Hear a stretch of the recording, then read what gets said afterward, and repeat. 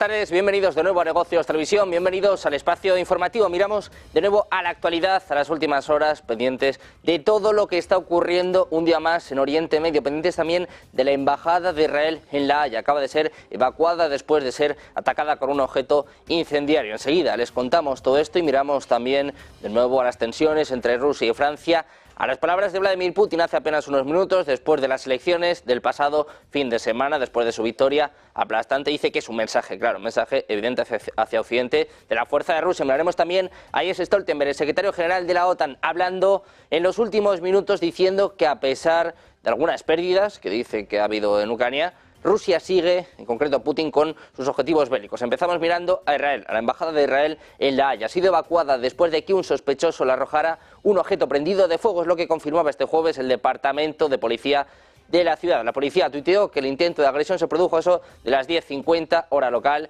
y además de que un sospechoso ha sido arrestado. Añadió que nadie ha resultado herido y que la infraestructura de la embajada no ha sufrido daños materiales. Como resultado, la calle Johan Bidlian ha sido cerrada mientras se lleva a cabo una investigación policial. Pendientes un día más de Israel, de lo que sucede en Oriente Medio. Miramos ahora al secretario general de la OTAN, Jens Stoltenberg, asegura este jueves que el presidente ruso Vladimir Putin no ha renunciado a sus objetivos bélicos a pesar de lo que dice como pérdidas importantes en el campo de batalla. Alerta, ojo, de que Ucrania está quedándose sin municiones. Dice además que la situación en el campo de batalla sigue siendo muy difícil, que Ucrania se está quedando sin municiones y que necesita más apoyo y lo necesita ahora. Es lo que ha remarcado en una rueda de prensa tras su reunión con el primer ministro de Eslovenia, Robert Golob. El secretario general también ha avanzado que durante la cumbre de la OTAN, que tendrá lugar en el próximo mes de julio en Washington, los países miembros van a adoptar nuevas medidas para dotar de más recursos a los planes de defensa de la alianza, así como para reforzar el apoyo a Ucrania y también intensificar sus asociaciones en todo el mundo. Pendientes de la OTAN, miramos ahora a la otra parte, miramos al presidente ruso, Vladimir Putin. Ha dicho este jueves que su victoria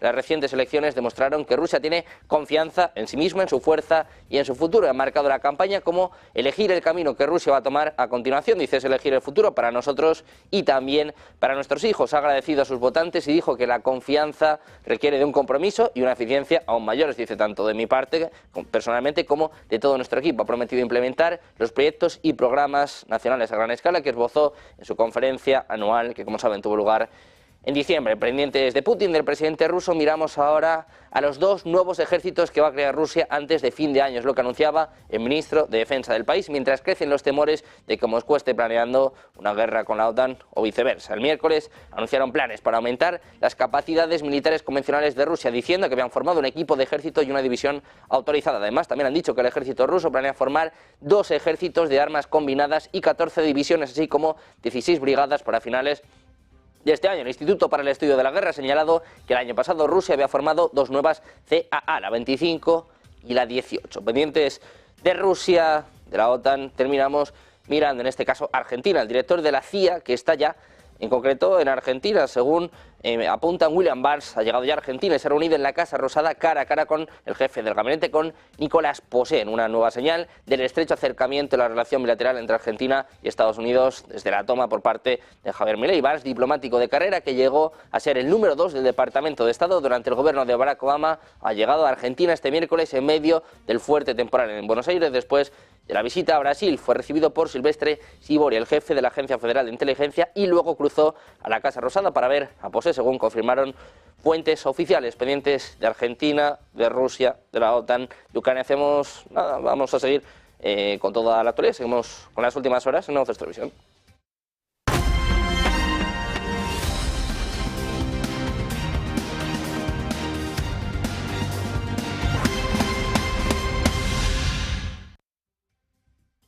Bienvenidos de nuevo a Negocios Televisión, bienvenidos a Repaso Informativo. Seguimos mirando a todas las últimas horas, a toda la actualidad, y empezamos mirando a Oriente Medio. La embajada de Israel en La Haya fue evacuada después de que un sospechoso le arrojara un objeto prendido de fuego. Es lo que confirmaba este jueves el Departamento de Policía de la ciudad. La policía tuiteó que el intento de agresión se produjo a eso de las 10:50 hora local y que un sospechoso fue arrestado. Añadió además que nadie resultó herido y que la infraestructura de la embajada no sufrió daños materiales. Como resultado, la calle Johan de Bidlian fue cerrada mientras se lleva a cabo la investigación policial.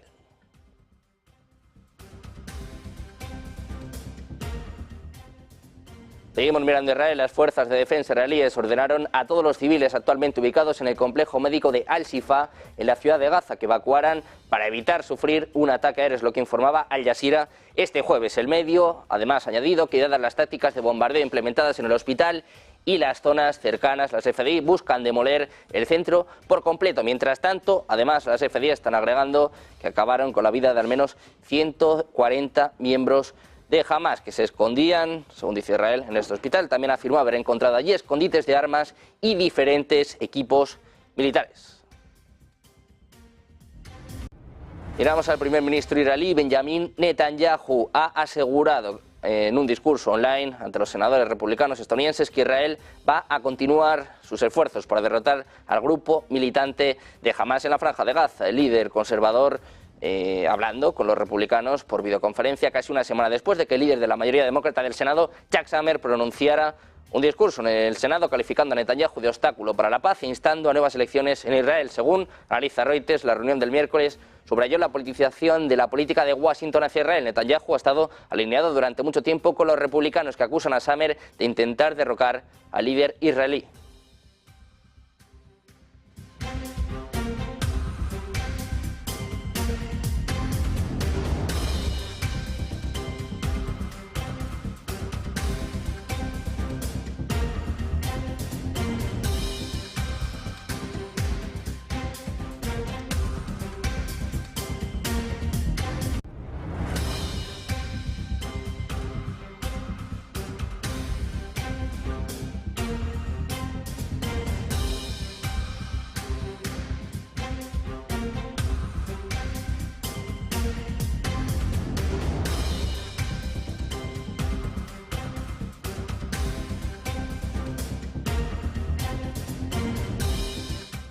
Mientras tanto, los funcionarios de seguridad israelíes están desarrollando un plan para distribuir ayuda humanitaria en Gaza, lo que podría crear una nueva autoridad gobernante allí, es lo que informaba Wall Street Journal, citando funcionarios israelíes y árabes que señalaron que el plan está provocando una reacción violenta de Hamas y una división en el gabinete de guerra en Israel. Según el plan, los líderes y empresarios palestinos que no están relacionados con la organización distribuirán la ayuda y una vez terminada la guerra se convertirán en la autoridad gobernante en Gaza, respaldada por fuerzas financiadas por gobiernos árabes ricos. Miramos ahora al secretario de Estado estadounidense Antony Blinken ha dicho este jueves que se ha reunido con el príncipe heredero Mohammed bin Salman, también con el ministro de Asuntos Exteriores del Reino, el príncipe Faisal bin Farhan, para discutir la crisis humanitaria en Gaza y los esfuerzos para aumentar la ayuda a los palestinos. Blinken inició este miércoles una gira por Oriente Medio en lo que es su sexto viaje desde que comenzara la guerra entre Israel y Hamas.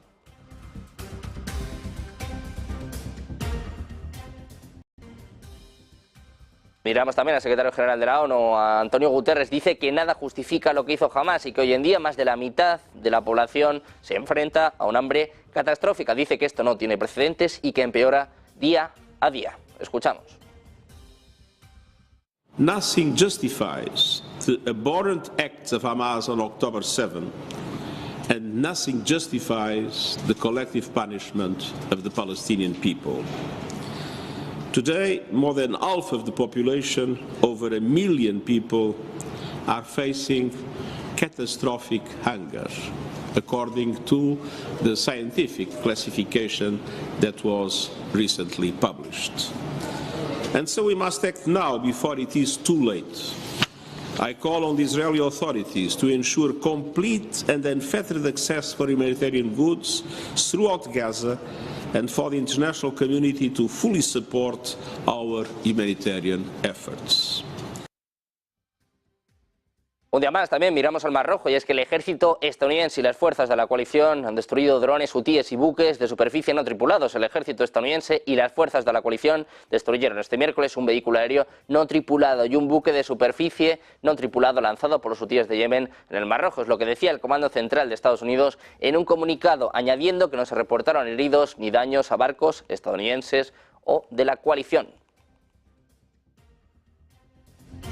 Hablamos ahora de Taiwán. El principal funcionario de seguridad ha advertido y recomendado a la presidenta Tsai Ing-wen que no visite el mar meridional de China por peligros de seguridad. En concreto, advierte del posible riesgo para su vida debido a la interferencia de países relevantes, dada la presencia militar de China Allí, tanto Taiwán como China reclaman la mayor parte del mar de China Meridional como su propio territorio, pero Taiwán solo controla un islote principal, las disputadas islas Spratly, en lo profundo de la parte sur del mar llamado Itu-Aba, al que Taiwán se refiere como isla Taiping. Legisladores, tanto del partido gobernante como de los principales partidos de oposición, han pedido a Tsai que visite Itu-Aba antes de que dimita en mayo para afirmar la soberanía de Taiwán y ver un puerto recientemente renovado que pueda recibir barcos más grandes. Sus dos predecesores visitaron la isla, pero ella aún no lo ha hecho.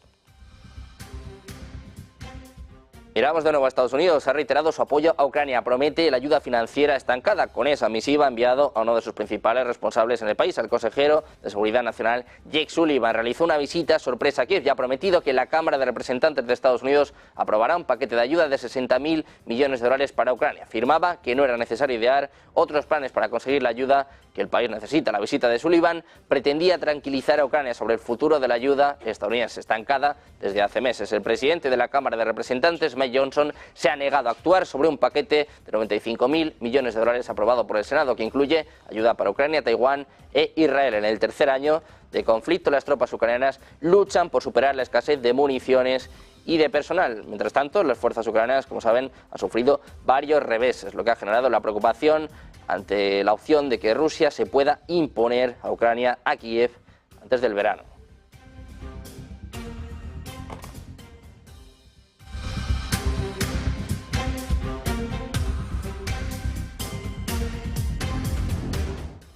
Miramos también al jefe de la diplomacia europea, hablamos de Josep Borrell. Está denunciando en las últimas horas la importancia de derrotar a Rusia. Dice que la victoria en Ucrania es vital para la seguridad europea y advierte de que el ejército ruso no se va a detener en Ucrania. Escuchamos.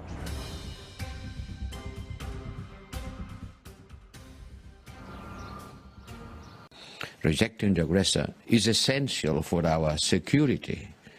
It's not only about Ukraine's resisting and rejecting the invasion. It's about our security, and that's why we have to be supportive of the Ukrainian fight.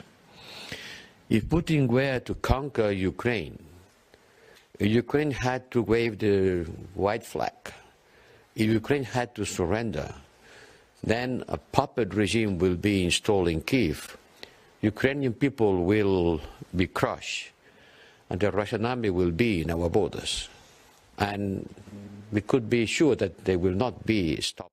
Miramos de nuevo a Estados Unidos. El Senado y la Cámara de Representantes han publicado este jueves el proyecto de ley de gasto por valor de 1.200 millones de dólares, acordado por la Casa Blanca y el Congreso y creado para mantener abierto el gobierno hasta septiembre. Los miembros de ambas cámaras deben revisar el proyecto de ley de 1.000 páginas en solo 2 días, ya que la votación debe realizarse el viernes para evitar un cierre. El documento dicta fondos para los departamentos de Seguridad Nacional, Defensa, Estado, Trabajo, Salud y Servicios Humanos, entre otros, con énfasis en la cifra elevada asignada para la seguridad fronteriza. El líder de la mayoría del Senado, Chuck Schumer, el líder de la minoría del Senado, Mitch McConnell, y el presidente de la Cámara de Representantes, Mike Johnson, expresaron su confianza en la aprobación del proyecto de ley. Sin embargo, el líder de la minoría de la Cámara de Representantes, Hakeem Jeffries, pareció haberse distanciado del contenido, diciendo que la propuesta fue creada por un compromiso entre la Casa Blanca y los republicanos de la Cámara.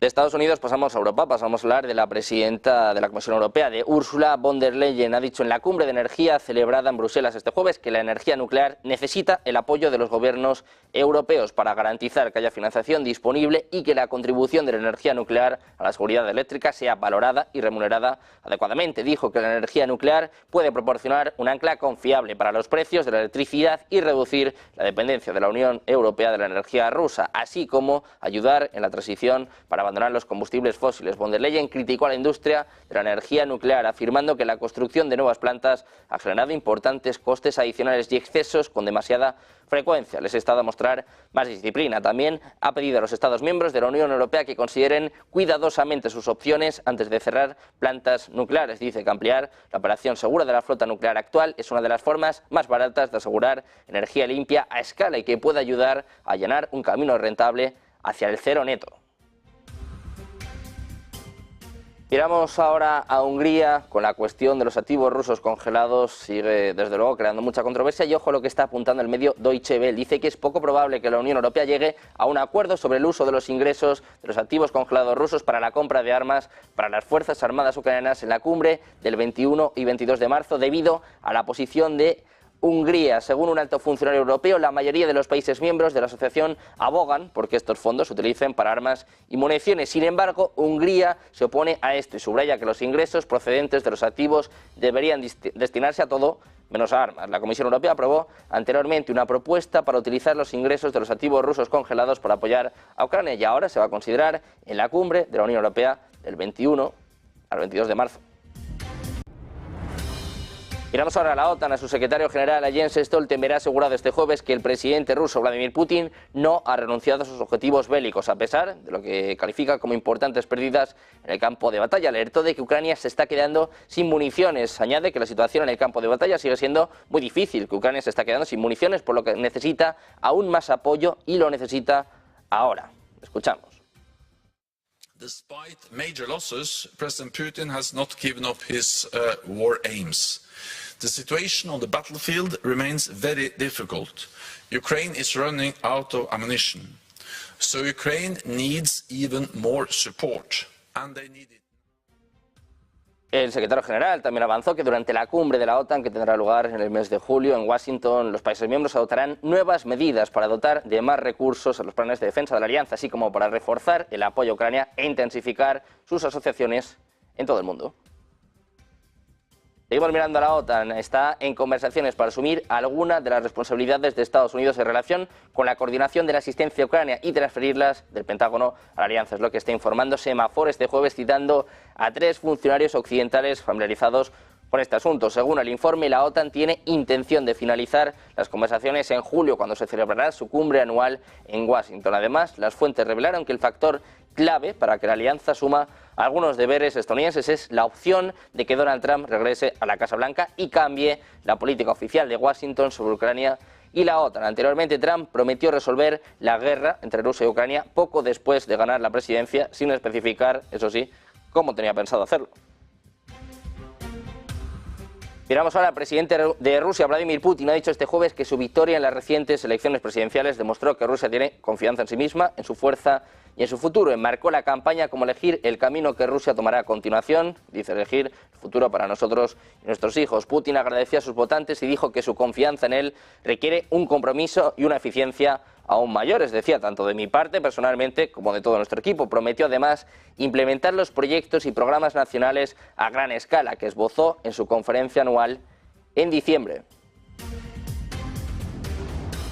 Miramos ahora a ataques de Rusia en Ucrania, en concreto en Kiev. Ha sido alcanzada por una ola de misiles rusos en el primer gran ataque contra la capital en semanas. Es lo que decía el jefe de la administración militar de Ucrania. Sergei Popko ha dicho que misiles balísticos y de crucero cayeron sobre la ciudad desde diferentes direcciones y las alertas aéreas duraron casi 3 horas. El alcalde de Kiev, Vitaly Klitschko, dijo que al menos 10 personas resultaron heridas en toda la ciudad. Hablaba además también informando por primera vez de explosiones en la capital poco después de las 3 de la madrugada. Popko dijo que Rusia utilizó bombarderos estratégicos para llevar a cabo el ataque y al mismo tiempo lanzó algunos misiles desde su territorio. Dice, después de una pausa de 44 días, el enemigo lanzó otro ataque con misiles contra Kiev. Todos los servicios de emergencia están trabajando en el lugar. Se están aclarando las consecuencias del ataque con misiles. Un ataque que se produce en medio de una serie de intensos ataques cruzados entre ambos bandos, con ataques también de Ucrania en las últimas horas en regiones fronterizas, tanto en Belgorod como en Kursk.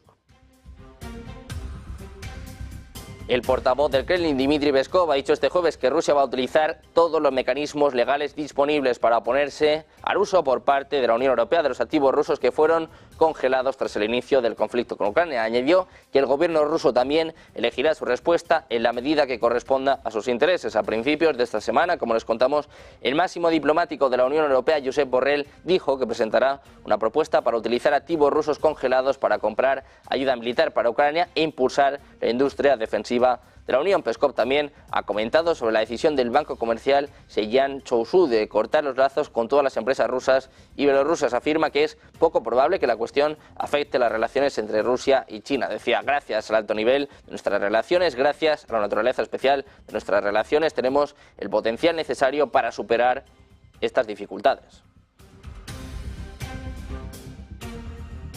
Pendientes de más noticias, pendientes de las amenazas por parte de Francia, las amenazas sobre un posible envío de tropas a Ucrania, a Bielorrusia. Vamos a hacer una pausa un par de minutos y les contamos la respuesta por parte de Rusia en Negocios Televisión.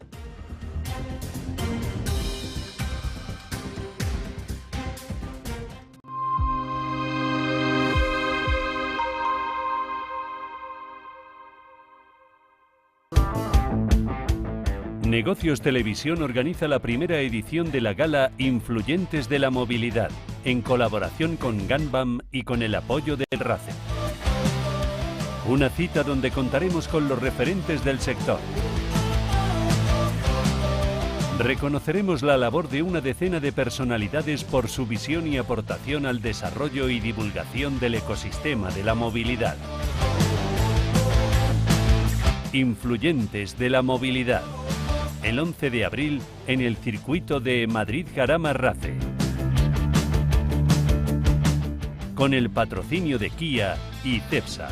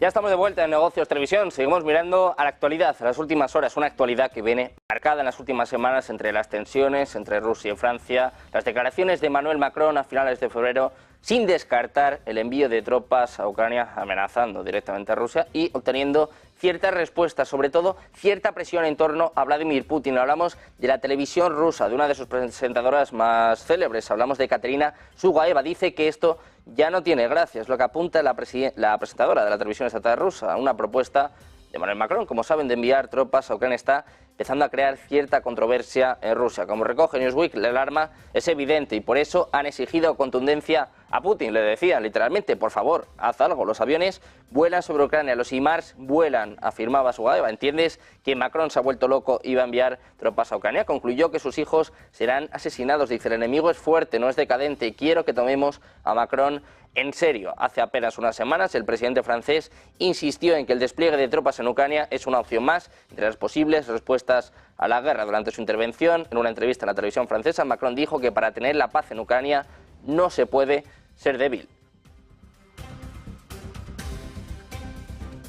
El que no estaba mostrando debilidad, ni mucho menos, es el vicepresidente de la Duma estatal rusa, Piotr Tolstoy. Está contestando directamente a Francia. Dice, vamos a acabar con todos los soldados franceses que lleguen a suelo ucraniano, porque hoy, durante el conflicto en Ucrania, hay 13.000 mercenarios, entre ellos 360 franceses. Ya han muerto 147 personas, es decir, 147 ciudadanos franceses fueron asesinados en Ucrania. El vicepresidente de la Duma estatal rusa no titubea, dice que acabarán con todos los soldados franceses que envíen a Ucrania.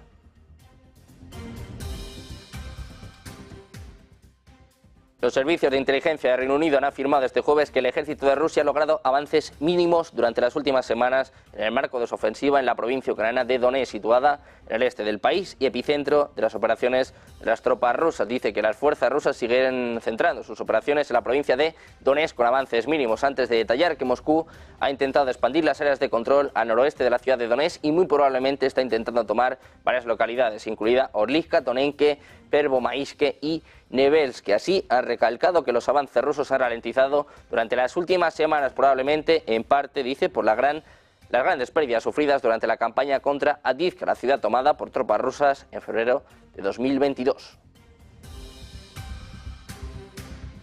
Miramos ahora al presidente ucraniano Volodymyr Zelensky, ha subrayado este jueves que el hecho de que el ejército de su país haya destruido más de 30 drones rusos durante el ataque en este último día a Kiev demuestra que los aliados deben proporcionarles sistemas de defensa aérea más avanzados. Escribiendo en su cuenta de Facebook, Zelensky ha insistido en que los drones que posee Rusia no pueden evitar los sistemas de protección como el misil tierra-aire Patriot de fabricación estadounidense. Decía Zelensky, debemos demostrar que terror siempre es un perdedor. Debemos demostrarle a Rusia que se verá obligada a aceptar una vida normal y libre en Ucrania. Necesitamos el apoyo de nuestros socios y agradezco a todos en el mundo que realmente nos ayudan. Seguimos mirando a Ucrania, miramos ahora declaraciones del primer ministro ucraniano Dmytro Šmyhal. En una entrevista en El País está advirtiendo a Occidente, a sus socios, habla de los intentos de Rusia de minar la unidad de la Unión Europea sobre el apoyo a Kiev.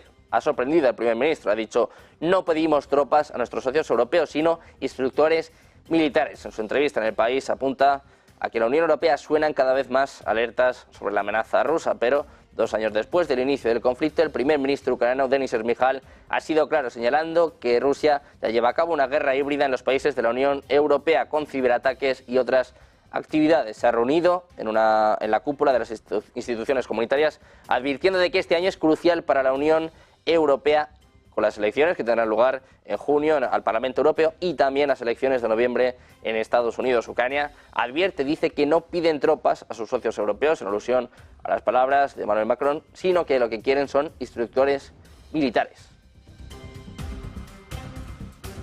Seguimos mirando. Ucrania ha abierto un nuevo capítulo de la guerra asimétrica que lleva a cabo para contrarrestar la superioridad rusa en material y en personal militar, con una serie de ataques contra refinerías dentro de Rusia que buscan reducir las exportaciones de crudo ruso y limitar el suministro de combustible a las tropas del Kremlin en el frente. Según la publicación ucraniana especializada en asuntos militares Defense Express, Ucrania ha atacado con drones hasta 13 refinerías rusas situadas en distintas regiones del país en lo que va de año. La mayoría de estos ataques se han producido en las últimas semanas. Estimaciones de especialistas del sector sitúan las pérdidas para Rusia como consecuencia de los ataques recientes en unos 600.000 barriles diarios, lo que podría suponer una disminución en los ingresos de la Federación Rusa por exportaciones de petróleo que son clave para financiar su maquinaria de guerra.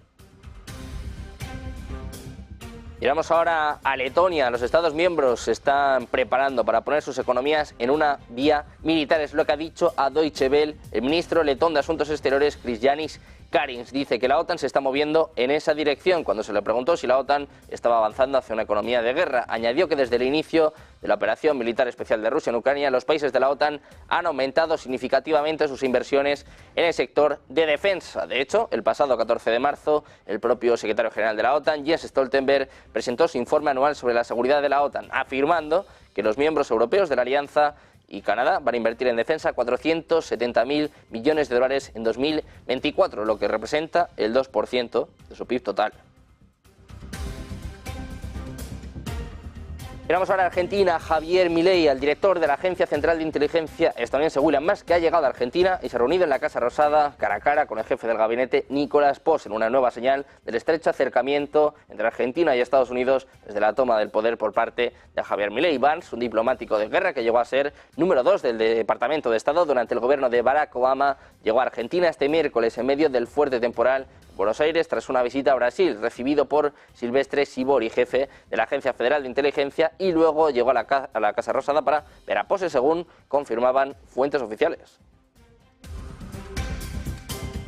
Miramos también a Ecuador. Los primeros 100 días del gobierno de Daniel Noboa en Ecuador ya reflejan resultados. De acuerdo con la canciller ecuatoriana Gabriela Sommerfeld, la gestión del actual presidente ha logrado reducir en un 60% los homicidios o muertes violentas en el país, tras la aplicación de un estado de excepción muy similar al planteado por el mandatario Nayib Bukele en El Salvador. Ecuador, dice, ha visto una disminución significativa en las tasas de homicidios atribuida a medidas integrales y a la colaboración con socios internacionales. Es lo que señalaba la canciller durante su intervención en la Comisión de Estupefacientes de la ONU.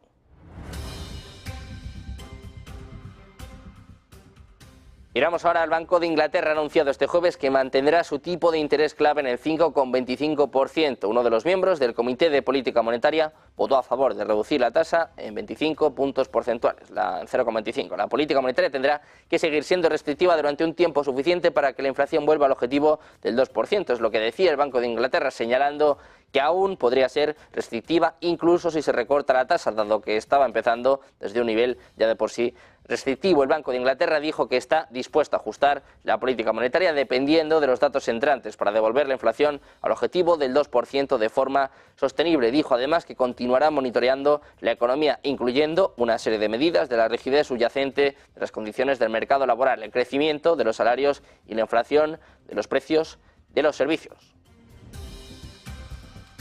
Miramos precisamente al gobernador del Banco de Inglaterra, Andrew Bailey, ha dicho este jueves que el banco aún no está en el punto de recortar las tasas de interés, pero que las cosas se están moviendo en la dirección correcta. El Banco de Inglaterra, como les contamos, decidió mantener los tipos estables en el 5,25% en línea con las expectativas. Lo justificaba el propio Bailey. Dice, en las últimas semanas hemos visto más señales alentadoras de que la inflación está bajando. Hemos mantenido las tasas nuevamente hoy en el 5,25% porque necesitamos estar seguros de que la inflación volverá a caer a nuestro objetivo del 2% y se mantendrá allí. Pendientes del Banco de Inglaterra, también de la Reserva Federal, tal y como se esperaba, la FED confirmó una pausa y mantiene los tipos de interés en la horquilla comprendida entre el 5,25 y el 5,50% por quinta reunión consecutiva. El organismo ha reiterado su intención de llevar a cabo 3 recortes de tipos durante este 2024, al dejar sin cambios el promedio en el 4,6% para el final del curso. Sin embargo, ha reducido la flexibilización esperada para 2025 y 2026. De cara al año que viene, estima que los tipos bajen hasta el 3,9%, 3 décimas menos que anteriormente, y al 3,1% en 2036 frente al 2,9% anterior. El comité no espera que sea apropiado reducir el rango hasta que haya ganado mayor confianza en que la inflación se está moviendo de manera sostenible hacia el 2%. Es más, Powell calificaba el entorno macroeconómico de incierto y dispuesto a mantener el actual rango de tipos si fuese necesario. Es más, lanzaba un llamamiento de cautela para no precipitarse.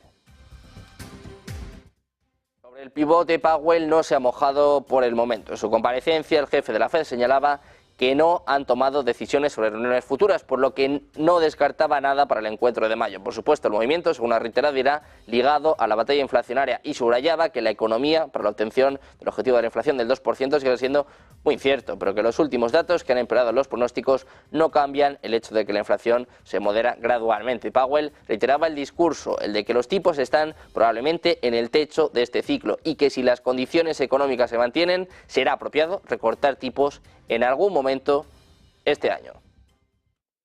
We believe that our policy rate is likely at its peak for this tightening cycle, and that if the economy evolves broadly as expected, it will likely be appropriate to begin dialing back policy restraint at some point. El presidente de la Reserva Federal, Jerome Powell, ha anunciado que se está acercando rápidamente el día en que el Banco Central desacelerará el ritmo de su reducción de balance. Señalaba, eso sí, que la decisión de ralentizar el ritmo no significa que el balance vaya a reducirse en última instancia menos de lo que haría en caso contrario. Es más, Powell señalaba que al avanzar hacia una reducción gradual de la reducción podría permitir que el Banco Central se deshaga finalmente de más bonos de los que esperaba. La FED mantendrá por el momento el ritmo al que está reduciendo su balance, con la reinversión de los principales de la deuda que vence, a excepción de 95.000 millones de dólares cada mes entre bonos del Tesoro y títulos hipotecarios. De estos, 60.000 millones se corresponden con bonos del Tesoro y otros 35.000 dólares son de tipo hipotecario.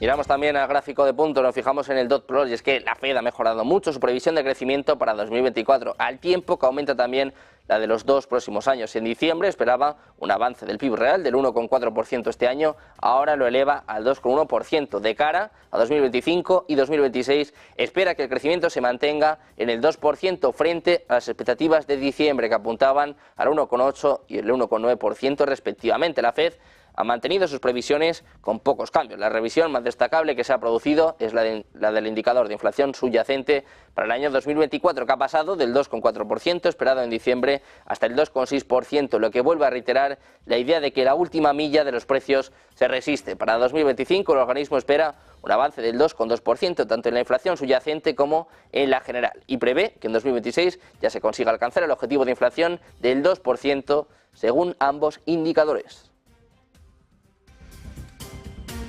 Unas declaraciones, una decisión por parte de la Reserva Federal, una una decisión, unas palabras por parte de Jerome Powell que sentaron muy bien a los mercados. Los operadores de Wall Street enviaron las acciones a nuevos máximos históricos, mientras la Reserva Federal señalaba que están en vías de recortar los tipos de interés por primera vez desde el inicio de la pandemia. Los bonos a corto plazo subieron mientras la Fed tranquilizaba al mercado sobre los recortes en este 2024. Las ganancias de la renta variable fueron casi generalizadas, con repuntos en sectores que han estado rezagados este año, como las pequeñas capitalizaciones. Los bonos del Tesoro a corto plazo tuvieron mejores resultados, ya que los operadores ven ahora más opciones de que la Fed mueva ficha por primera vez en el mes de junio.